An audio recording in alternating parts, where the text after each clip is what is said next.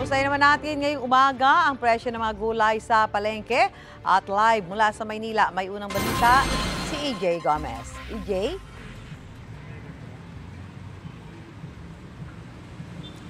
Ate Susan, may pagtaas ngayon sa presyo ng ilang gulay dito sa Blumentritt, Maynila.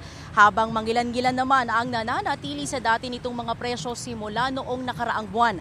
Gaya na lang ng sibuyas na higit daw sa sapat ang supply ayon sa pamahalaan. Ang bentahan ng pulang sibuyas ngayon dito sa Blumentritt Market, nasa 80 hanggang 100 pesos ang kada kilo. Halos wala raw paggalaw ang presyo nito dahil stable ang supply.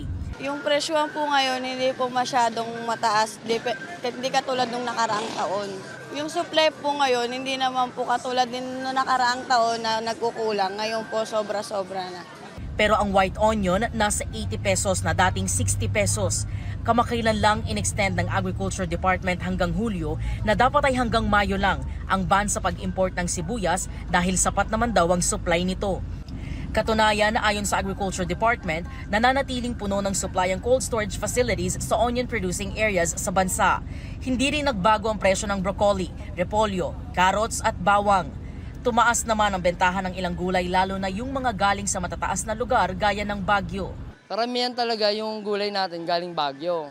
Siguro nahirapan din silang magtanim. Di kasi normal yung init na naranasan nakaraan kaya taas ng gulay. Iba nga pag dumarating sa Maynila, lusaw, sunog, ganun.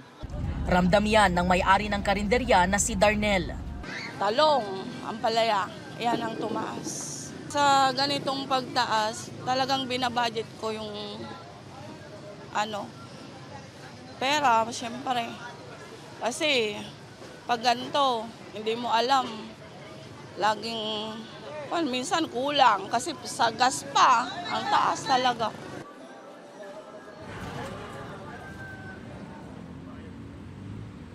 Ilang mamimili raw talaga ang umaangal ngayon sa taas presyo sa gulay.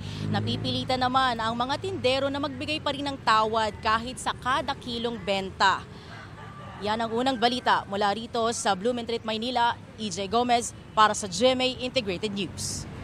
Mga kapuso, para una ka sa mga balita, mag-subscribe sa GMA Integrated News sa YouTube. Sa mga kapuso abroad, subaybayan niyo po kami sa GMA Pinoy TV at sa www.gmanews.tv.